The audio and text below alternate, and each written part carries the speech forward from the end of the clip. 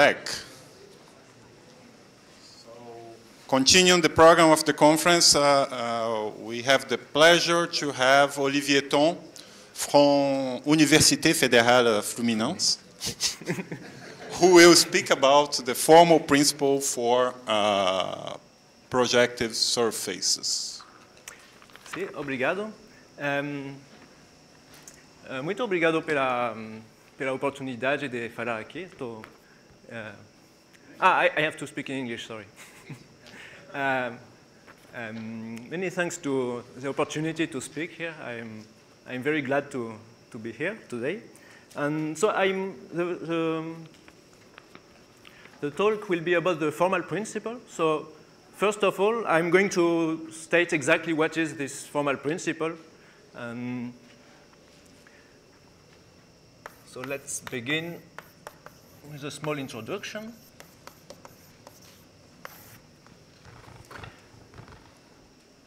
So imagine the following picture. You have some variety, x, and inside this variety you have a subvariety, y.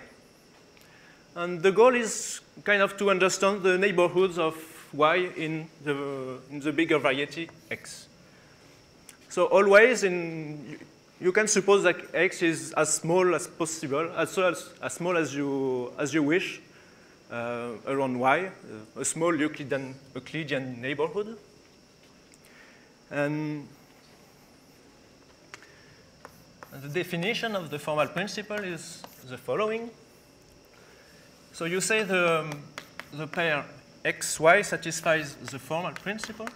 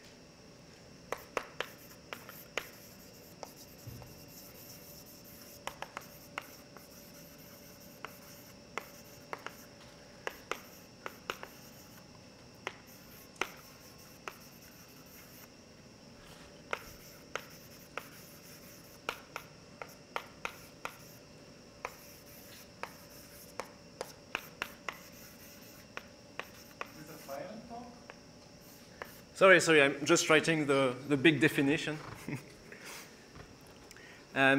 So you're looking at two pairs like this, and you're looking at the formal completion of the subvariety, of the biggest variety along the small subvariety. And the formal principle states that whenever these two completions are formally isomorphic, then the two big varieties are isomorphic.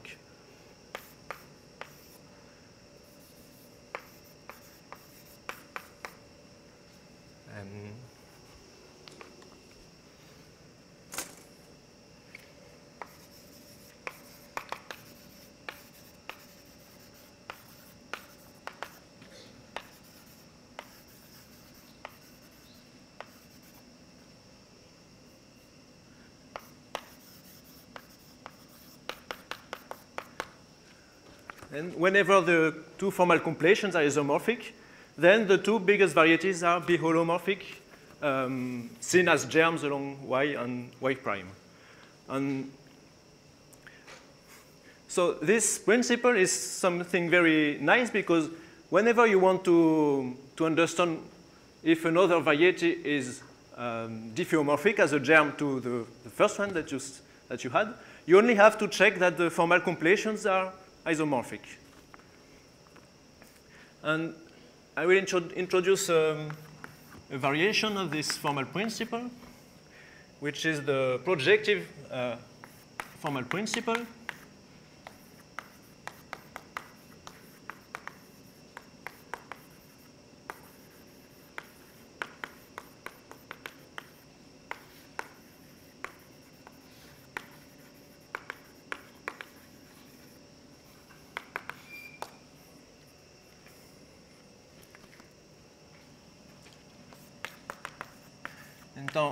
So for a pair like this to satisfy the projective formal principle, you first ask that the variety X is projective.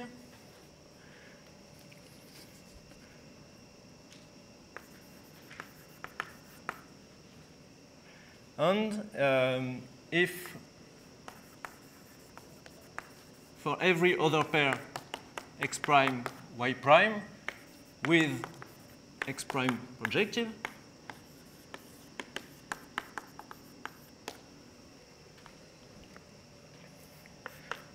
then you have the same kind of definition, meaning if Y is formally isomorphic to Y prime, then X is biholomorphic to X prime.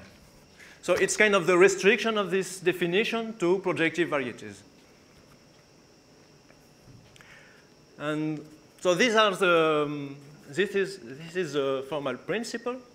And now I want to convince yourselves that looking at formal isomorphism, it's kind of the natural thing that you want to do. First of all, maybe I should begin with a definition of what it means for two varieties to be formally isomorphic. Imagine you want to write what it means for two varieties to be biholomorphic.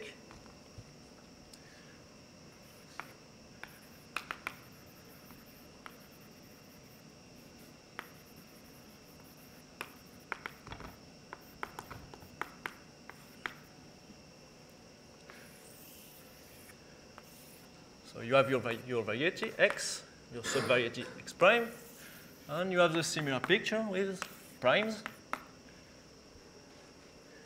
And so if they are biholomorphic, it means that there is a biholomorphism, which you can write phi from this. And if you want to write everything in coordinates, you have to choose an open covering. You have to choose an open covering here.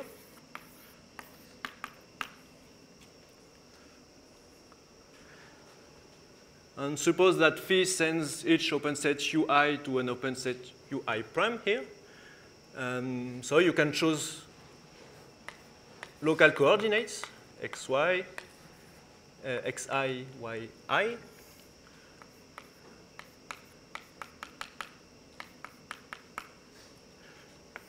And each of these diffeomorphism is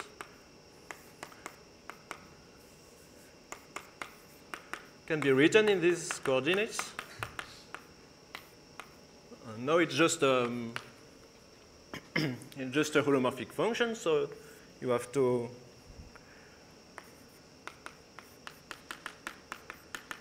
holomorphic functions. And if you want, you can expand all of these functions as power series of the variable y with coefficients which are functions of the variable x. So you can write it like this. So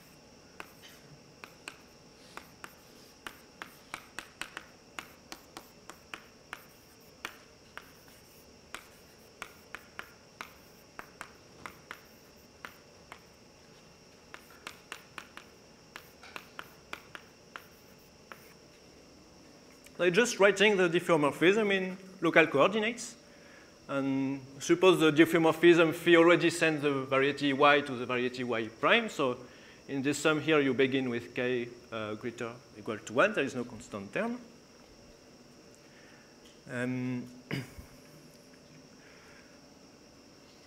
But if you begin with some family of functions like this, it does not always give a diffeomorphism. You have to satisfy some compatibility conditions.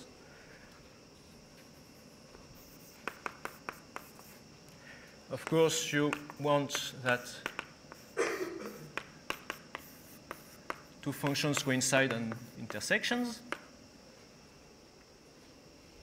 And you want phi to define the holomorphism.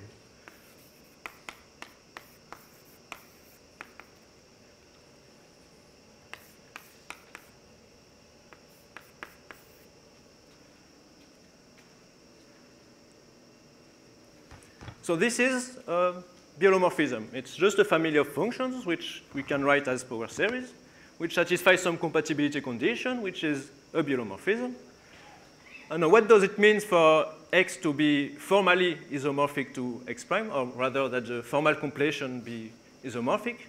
Is you have a family of power series like this, phi I, which are power series. You can these sums can diverge, just that the coefficients are still convergent functions on the open set UI. But it's exactly the same definition, just you don't check that the series converge. So you're restricting to dimension 2. Sorry? Before there were no dimension, now you have dimension 2, right? Yeah. I mean, there's a similar definition in higher dimension. You just more complicated here, but yeah.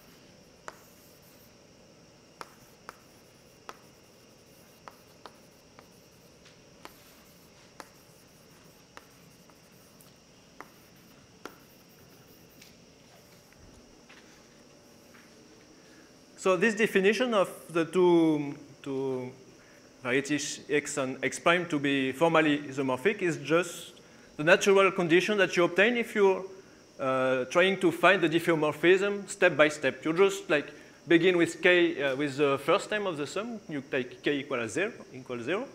You ask whether for K equals 0 there exists this kind of diffeomorphism, modulo Y. Then you go to K equals 1. You just ask whether the first jets of the varieties are diffeomorphic. Then you go to the second jet. You ask whether the second jets of the varieties are diffeomorphic. And if for every case the kth jets are diffeomorphic, you can build this formal diffeomorphism just step by step. And what you obtain at the end is not a holomorphism, it's just a formal sum here. So in general, if you try to find a holomorphism step by step, like that, what you obtain is a formal diffeomorphism. And so the question is, the formal principle is, if you obtain this kind of equivalence, a formal equivalence, does it imply that the two original varieties are holomorphic or no? And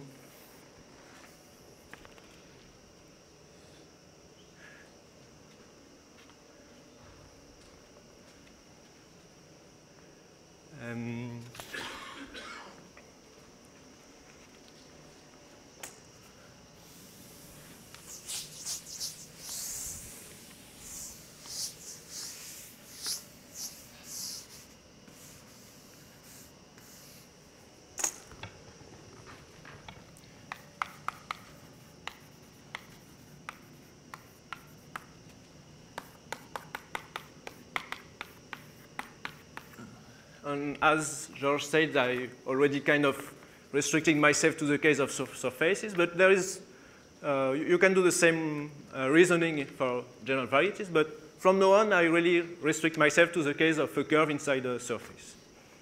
And so I want to begin, I know, with a small history of this problem.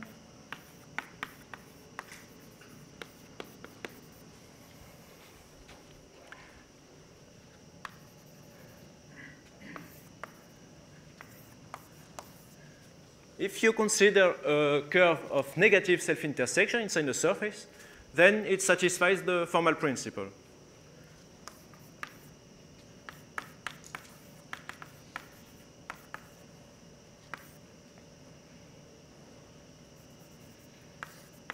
It's a result of Grauert in, I think, 1962.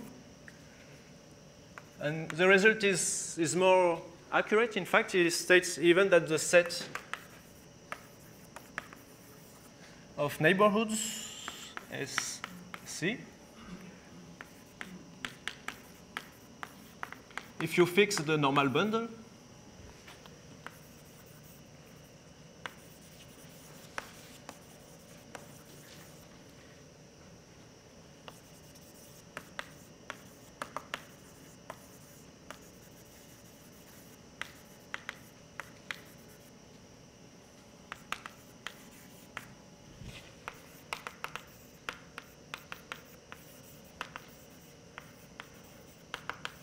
so if you look at the set of all neighborhoods of a curve which are negative self-intersection, if you fix also the normal bundle, and you look at this set up to biomorphism, then you obtain a finite dimensional space.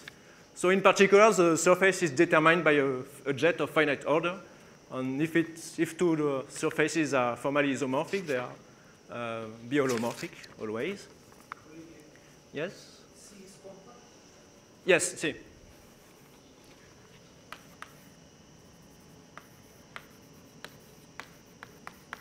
Thank you.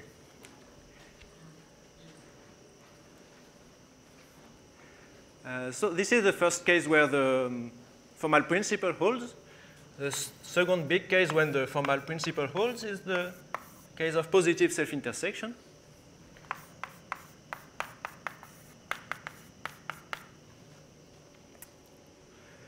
And this is a result of Comichaud and Grauert.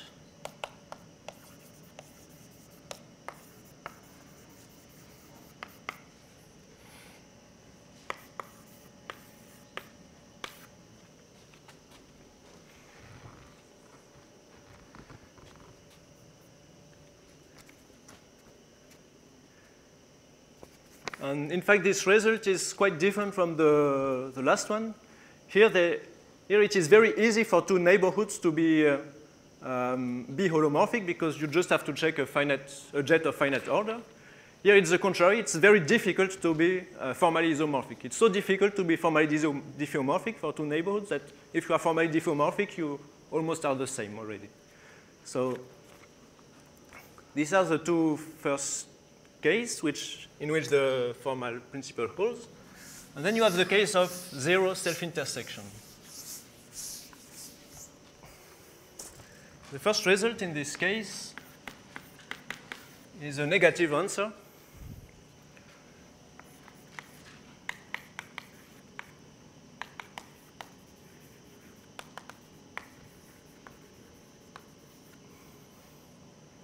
So you have a counterexample from Arnold.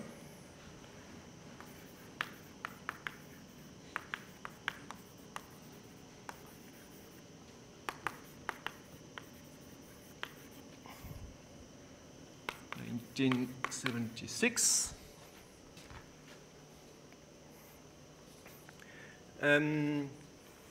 There is a special case which I will state in 2 points here. If you look at neighborhoods of elliptic curves with torsion normal bundle, you have a complete classification both in the formal case and in the analytical case. And so you can compare the two classifications. The first one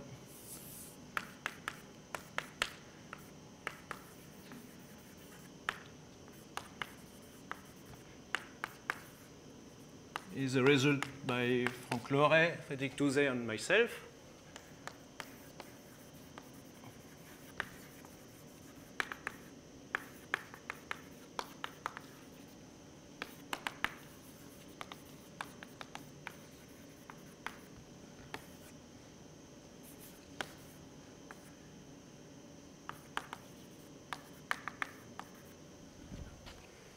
And there is a result Oh, I forgot to say the year.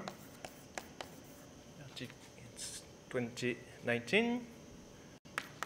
And you have the analytical classification from Cloret, Frédéric Tauzet, and Sergei Voronin.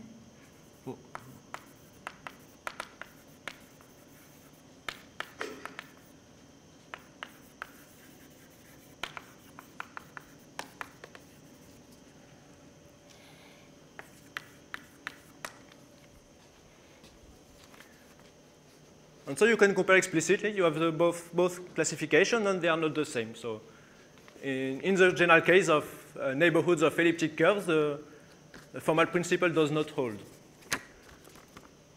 And then there is the result which I wanted to talk about. It's, oh, sorry, first of all, there's one more result, a positive result from Hirshovich, which is the case of the fiber of a fibration.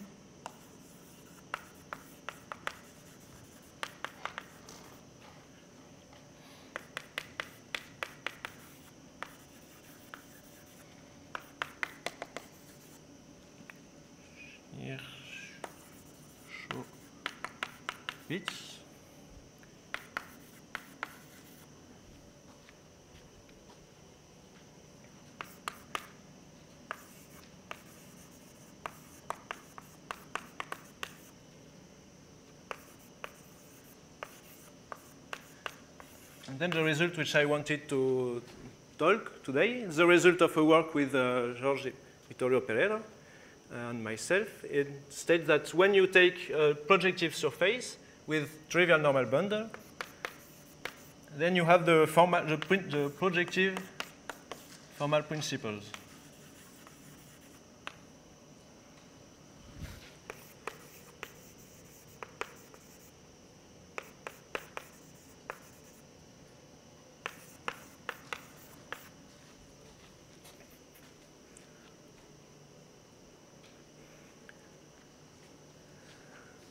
So this is kind of the history of the problem, a short history of the problem. I want to try to make an illustration of this result, just to sum up.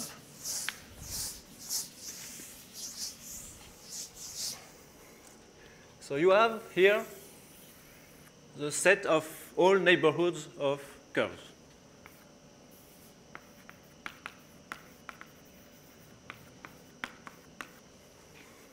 And you have three cases.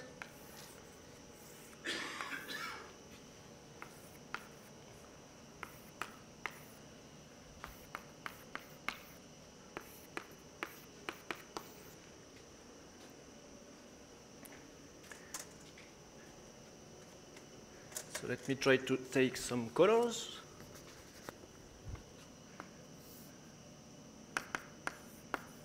I will try to draw the equivalence classes of neighborhoods. So in blue, I will do the formal equivalence.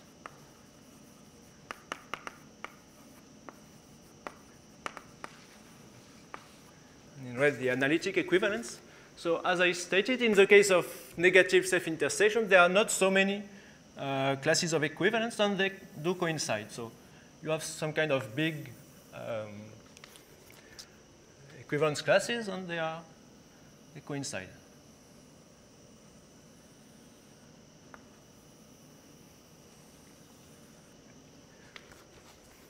In the case of positive self-intersection, it's the contrary. The classes of equivalence are rather small. It's very difficult for two different neighborhoods to be equivalent. But still, the equivalence classes do coincide.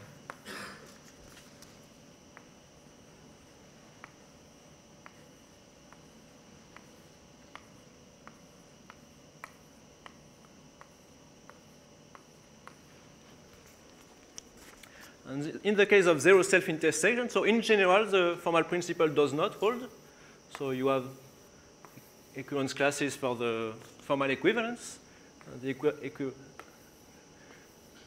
equivalence classes for the analytical equivalence, which is a final equivalence relation. And then you have this condition for the neighborhood to be projective. So what the projective formal principle says that in each formal classes there is at most one analytical class which is projective. So it's almost as if the class of projective surfaces is kind of transverse to the equivalence relations.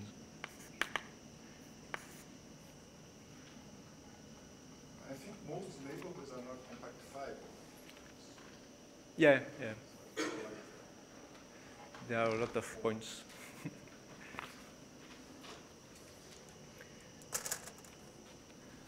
So it's just an illustration of the principle.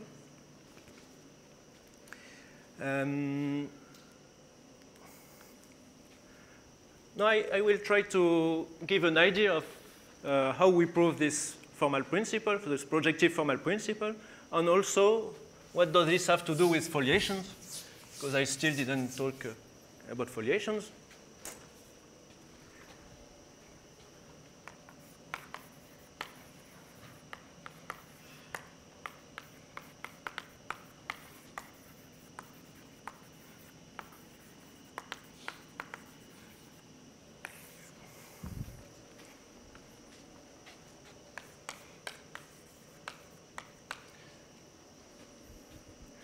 So what is the idea? You begin with two projective surfaces, two projective neighborhoods of curves. You have the assumption that they are formally isomorphic, and you want to prove that they are indeed analytically diffeomorphic.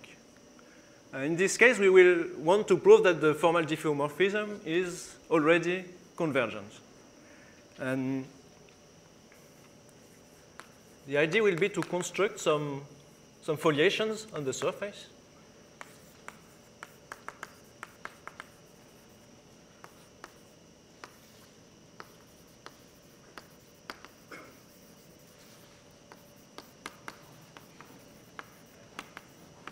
Some foliations which are canonically attached to the surface, the curve C.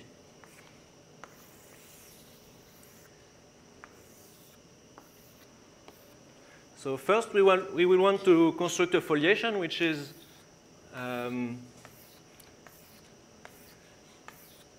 such that C is a curve, is a leaf of the foliation. This is the curve C. And the second foliation, which is generically transverse to the first one, and also generically transverse to the curve C. And so in the neighborhood of a generic point here, these two foliations are kind of the level sets of a system of coordinates. So if they are really canonically attached to the curve C, if you have a formal diffeomorphism, it must respect these foliations. And so locally, it's almost a system of coordinates. And so you have a convergent system of coordinates. And imagine if you have a formal diffeomorphism, which respects a local system of convergent coordinates, it must be convergent. So this is the idea globally.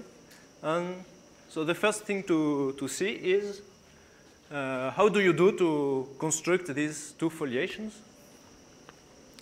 And we will use two main tools.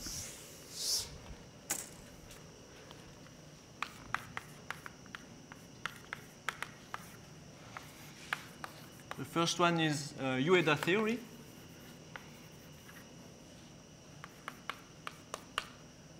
And the second one is a construction from an article which I wrote shortly CLEPT.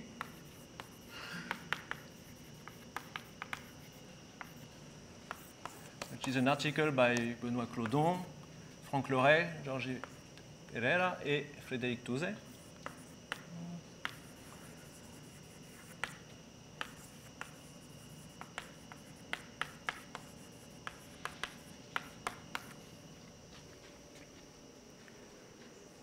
So first of all, what is UFF theory? I will try to do some short explanation of this theory.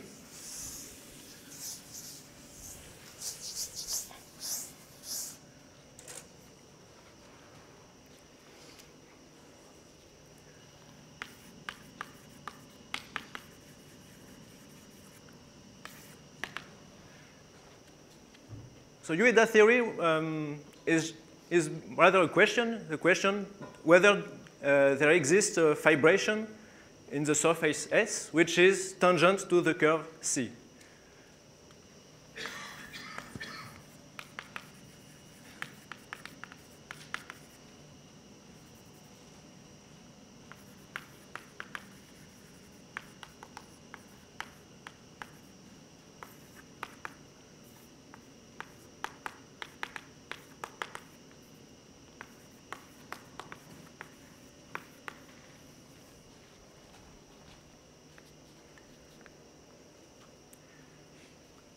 So what do you want to do to study this question? Well, the first thing that you want to do is try to construct explicitly a fibration and just see when you can do it and if there is some obstruction.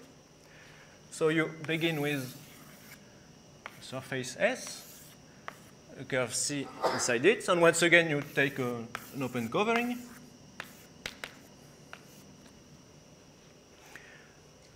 And in each of these open sets, you can consider a submersive function, which is an equation of the curve C.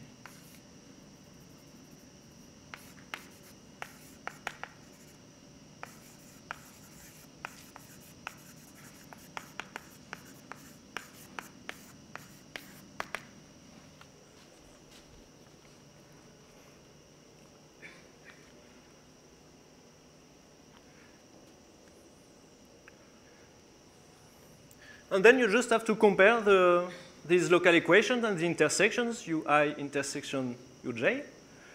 And I will try to write this in a graphical way. So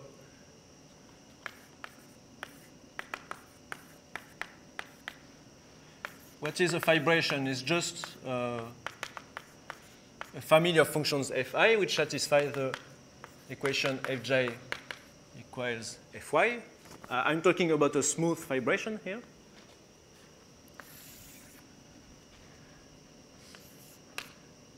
You have you can look at a less restrictive condition, which is the existence of the foliation.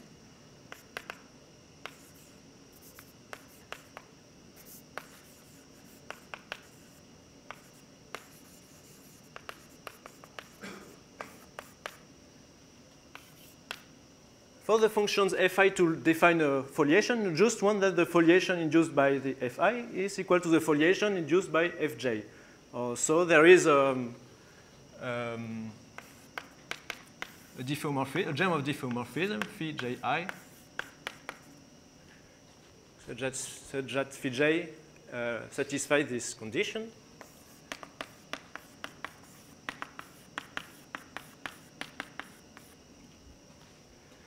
So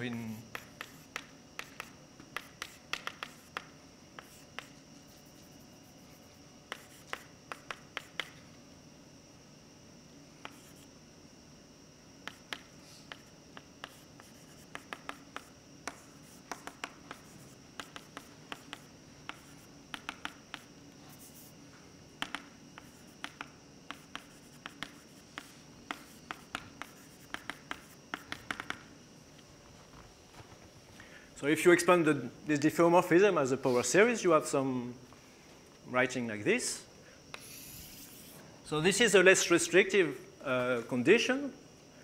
In general, asking for the existence of a fibration is very strong, but you can try to prove that there exists a foliation also, which is very much more reasonable. And what do you have in general? If you try to compare two local equations of the curve C and the intersection, what you obtain is an equation like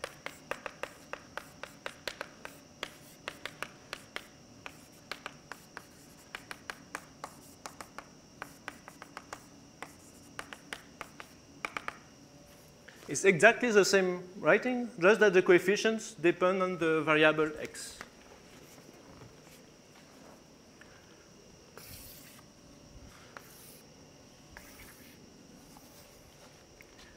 And notice in this case that the coefficients lambda ij, lambda ij,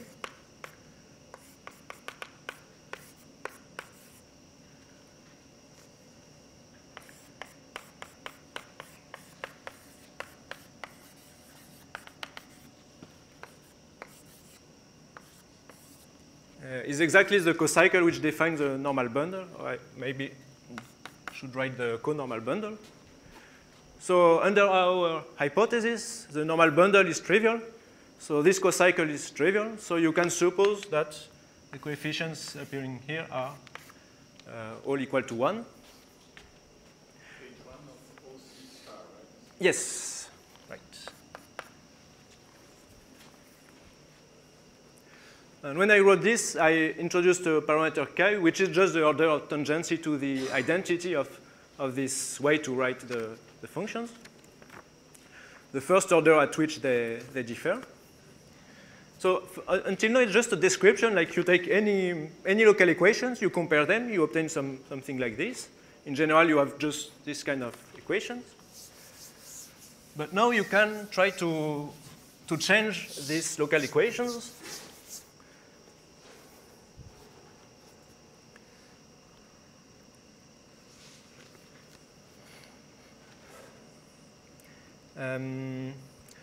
First of all, I want to make some comments. Okay. If you take this equation and you try to look at 1 over fj to the k,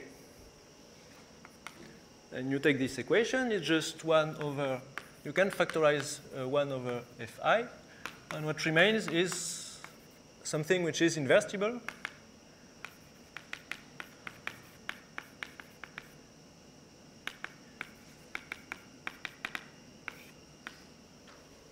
And so if you look at 1 over fj to the k minus 1 over fi to the k, you obtain something which is holomorphic.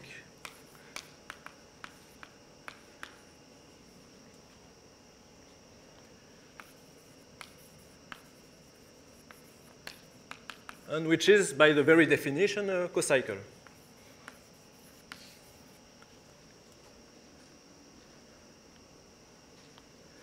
And this Aij, I will want to write like the first term which appears, which is the restriction of Aij to the curve C. And if I do this, I will obtain something like this.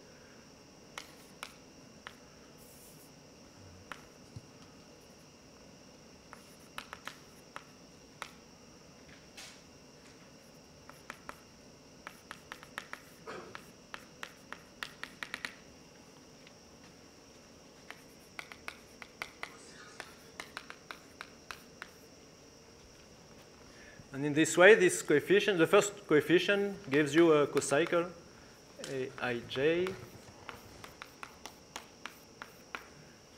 in the curve C.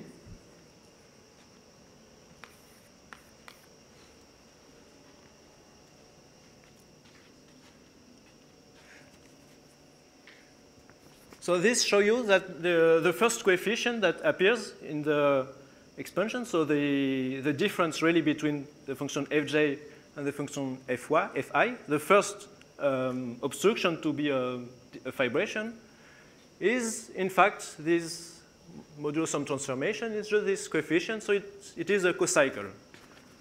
The obstruction for a family of equations like this to give a fibration is given by a cocycle on the curve.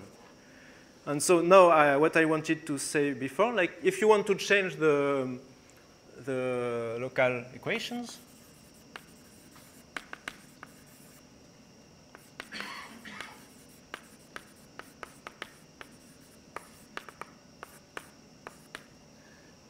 So if you take the following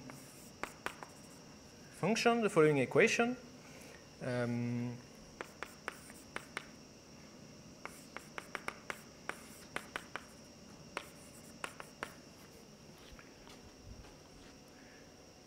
this is also an equation of the curve C, which is a submersion and restriction to the curve.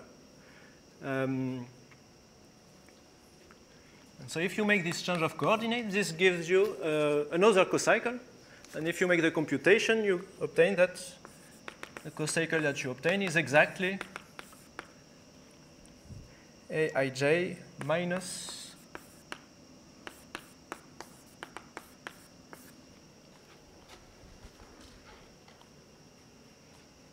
don't need the restriction to C because it's already a function in C.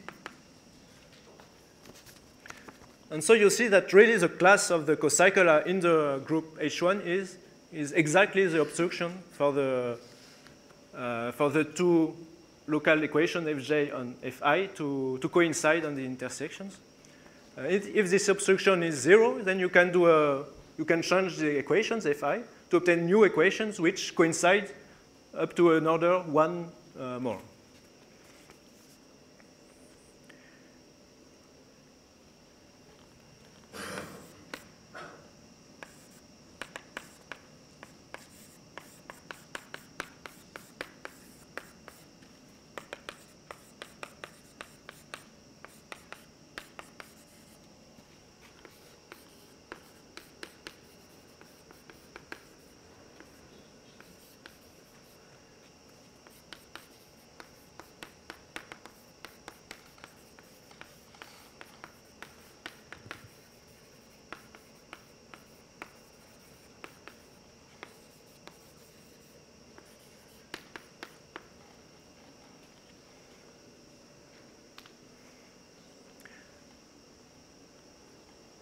And just a small word about foliations here. Like, suppose that you have a coefficient there, which gives you an obstruction, the class of the cocycle Aij. Suppose that this class is not 0, so you know there is no fibration already.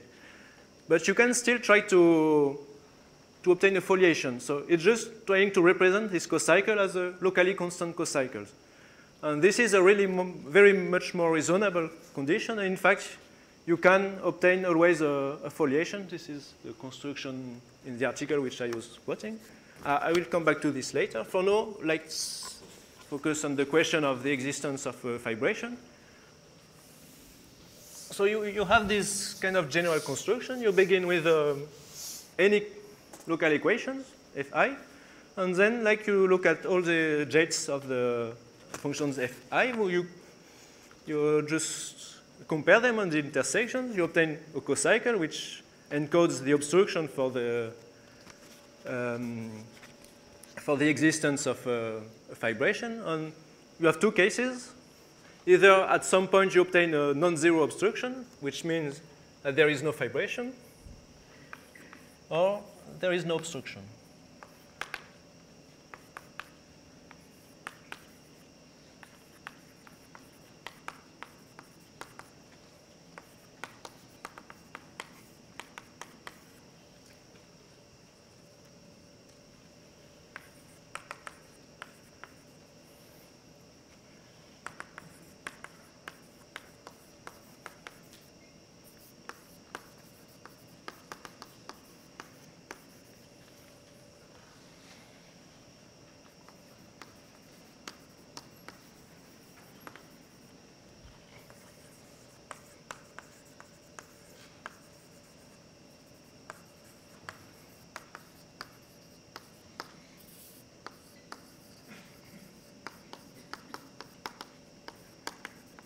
So this is the first case. You have an obstruction. Then you say that the order at which this obstruction appears is the UEDA type of the surface, of the neighborhood. And you define the UEDA class as exactly the obstruction, this class Aij. And this class is really an invariant of this number and this class are invariants of the surface. You can see that it's invariant because of this condition here. And so there, in this case, you obtain a lot of information about the surface. And the other case is, for every k, the obstruction that you obtain is 0. So you can change the local equations on at each, you are constructing at each step, like you begin with some fi, then you add a number of, you add a multiple of fi put to some power, and then you are adding power more and more, and each time you add a power, like the functions fi and fj coincide to an order bigger and bigger. At the end, what you obtain is a formal fibration.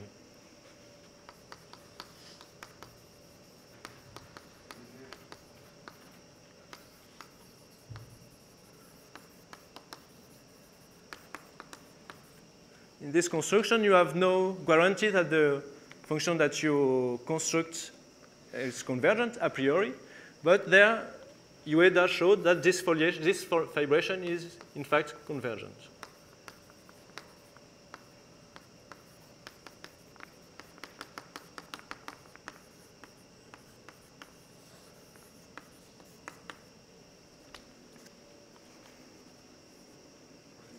Yes? 5 minutes? Okay.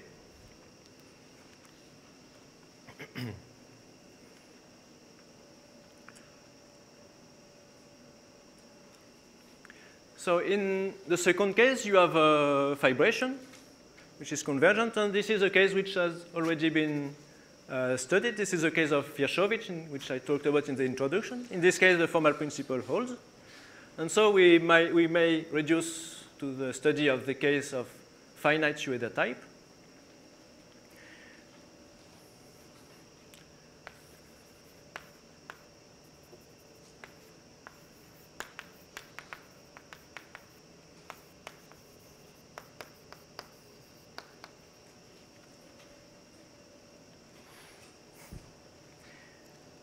And then you have this class which is canonically attached to the surface, but you have also this bigger class, Aij, which is a cocycle on the whole surface S. It's not so obvious that this class is canonically attached to the curve C, and indeed it's not the case, but let's just pretend that it is the case. It's some kind of, there's some kind of non-trivial arguments, but to show you the ideas to finish, let's suppose it's canonically attached. And then you can use Hodge theory.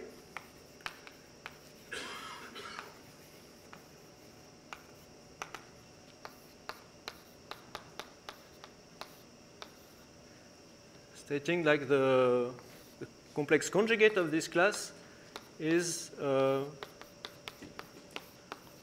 one form on the surface S. And so this defines a foliation.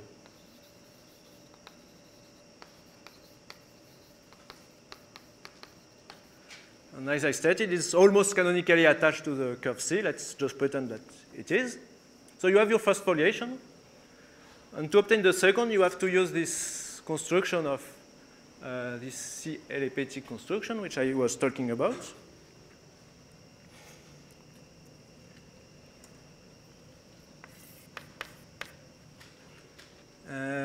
This construction, just remember that by definition,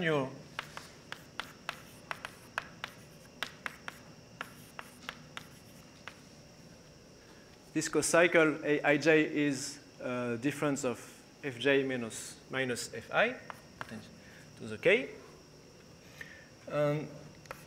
Still by Hodge theory, if you take the derivative of this cocycle, so this is a cocycle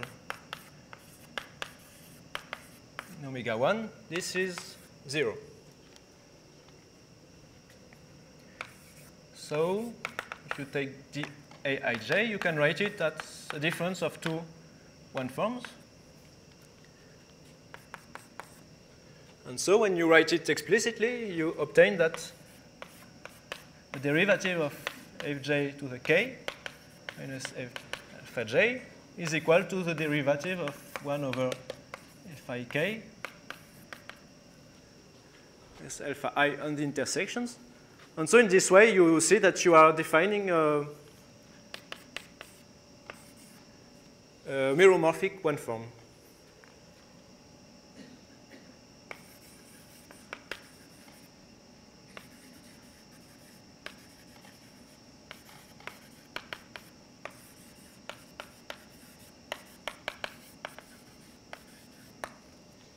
Which also defines the foliation, which is exactly our second foliations. And once again, it's not true a priori that this foliation is canonically attached to the surface, and you have to make some small argument to try to reduce to that case. Let's just pretend that these two are canonically attached. So you have your two foliations, and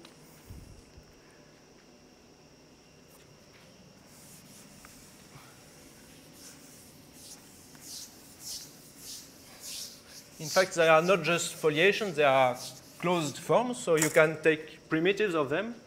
And you see that if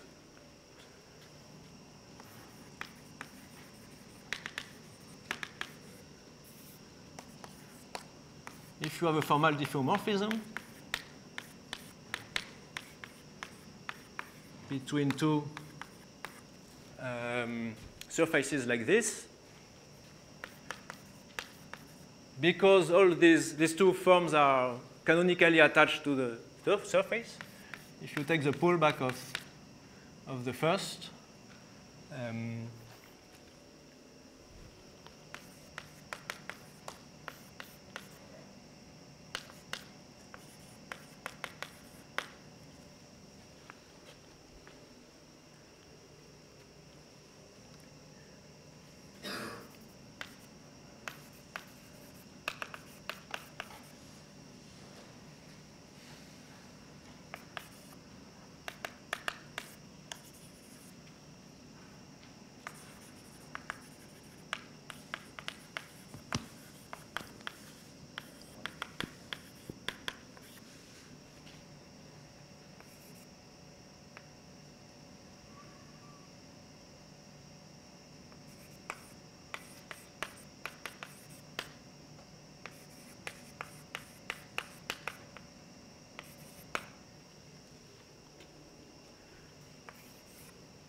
so, as I said, if you take primitives, locally they are almost coordinates on the surface around the generic point.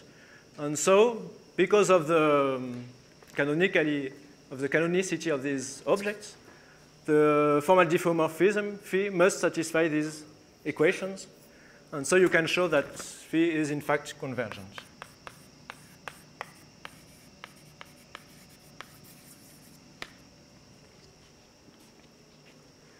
And so this is the idea. Like I should someplace write that you name Artin's approximation just to be complete.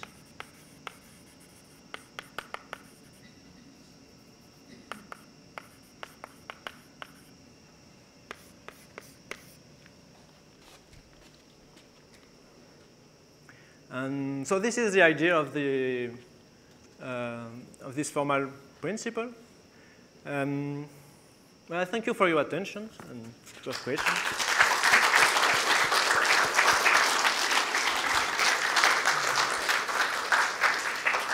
Thank you, Olivier. So are there questions or comments?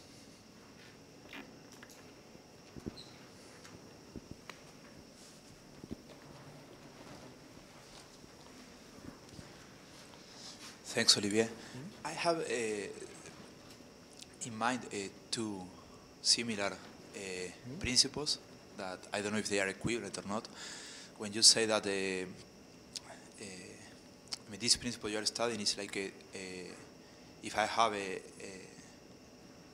isomorphism on formal neighborhoods, I can integrate it, no, at least locally, to an isomorphism. What do you mean integrate? I mean, it can be extended to to an open, let's say. So I was wondering if you have explored or whether if it is equivalent to this, the condition of integrating not only isomorphisms, but more general maps. Let's say, like a. So here is not integrated. The definition that there exists, if there exists a form, there exists a component. But it doesn't need to be the same. Ah, it needs not to be the same. In this case, it is, but in general, no. But the isomorphisms you get between the germs, when you differentiate it, when you look at the isomorphism using the formal neighborhood, this need not to be the same in general, you mean? It does not need to converge. There are cases where we have things that converge. Ah, okay. Yeah, for example, you can look at a surface, a neighborhood, which has a lot of symmetries. Is the set of symmetries is of dimension big enough? You can take like a sequence of points which diverge and which converge formally but diverges like in the topology normal. So okay, but at least in this case, which you do have an integration, you know, if you can have this integration of more general maps, or do they need to be isomorphisms at the formal level? I'm not sure I understood. So you're asking if you take in a more general setting, suppose that you have some formal map, and you're saying does it? Exactly. So in general, I think you want to look like for some kind of Artin approximation theory, which will be the more reasonable thing to ask, I think. Like begin by the formal map. Can you approximate it with convergent maps at any order? I see. And then there is another similar variation. I don't know if it makes sense or not here, but if I adapt the info of a projection from the ambient space, from the germ to the submanifold, does it change the classification problem? In differential geometry, it doesn't change, no? But so this condition that you're asking is just the existence of a transverse vibration. Yeah. You can have a transverse vibration, but no formal principle, I think. Just make a suspension of a diffeomorphism. Take an elliptic curve and make the suspension of a diffeomorphism of two diffeomorphisms which are formally equivalent, but no. But let's say, starting with the same germ, any two of these local projections are going to be equivalent? No, not necessarily. Okay. Okay, thank you. Okay. Any further questions or comments?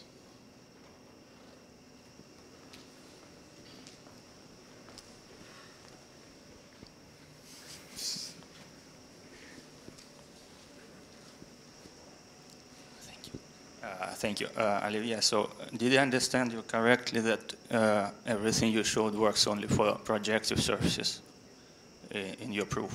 Yeah, for projective surfaces, the biggest chance that you have is the existence of these forms, which are. So, where do you use projectivity actually? It's like, for example, in this case, these coefficients are the obstructions that are always defined. You do not have any hypothesis. But for this co-cycle to give something interesting, you mean at least a compact surface. And if it is indeed projective, then you have a lot more information. Like, for example, to use Hodge theory, you need at least something scalar. Okay, to use Hodge theory, you need something scalar, but it's weaker than projective. So can you, I don't know. So can you extend this proof to a non-projective case? Scalar surfaces would not be sufficient.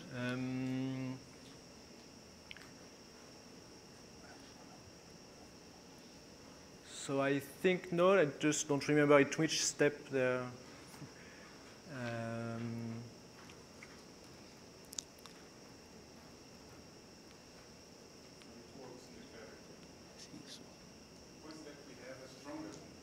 Yeah, I think it was for the torsion case and.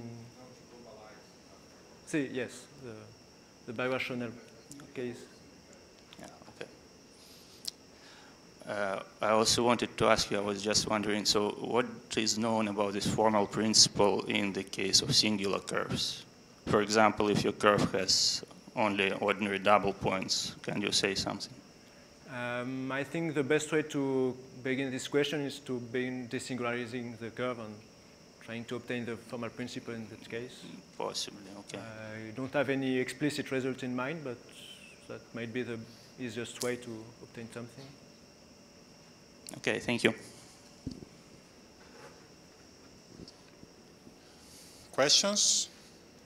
Comments? Okay, if not, let's thank Olivier again.